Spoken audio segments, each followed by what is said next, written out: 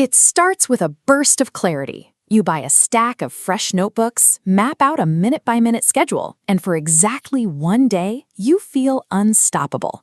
But the data tells a different story. This spike is essentially a biological sugar rush. It provides a brief window of peak energy, but the moment the body metabolizes that excitement, the crash follows. By day 3, the biology of laziness takes over. The complex schedule is abandoned, the alarm gets pushed back, and you return to your baseline habits. The source of that initial new beginning simply evaporated. Relying on a specific emotional state to execute a plan is a structural flaw.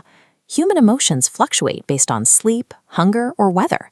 If your progress depends on feeling ready, you are building on a foundation that is guaranteed to shift. Nature hates a vacuum. When that initial motivation disappears, 2 psychological replacements immediately take its place.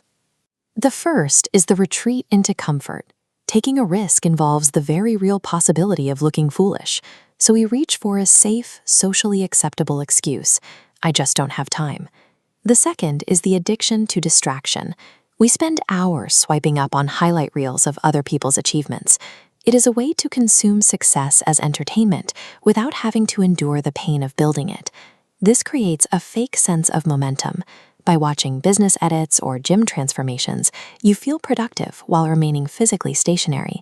You are using motivational content to avoid the discomfort of growth. Consistency requires stripping away the grand gestures.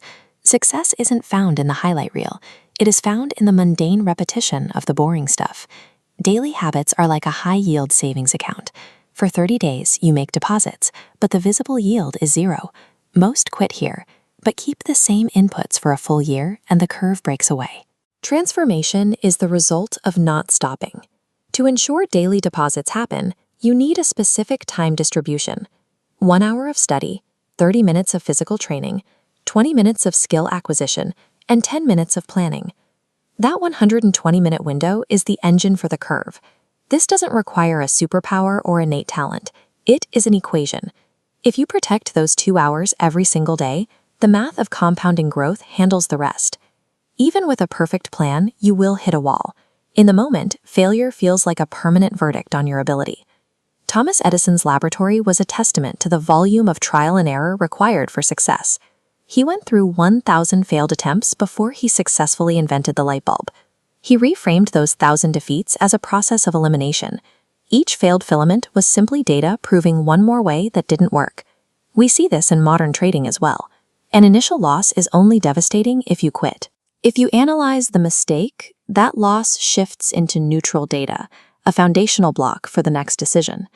Discipline acts as a firewall against the emotional sting of a setback. It allows you to stay in the game long enough to turn a temporary failure into a permanent lesson. To run that 120-minute formula effectively, you need 5 specific habits to protect your time.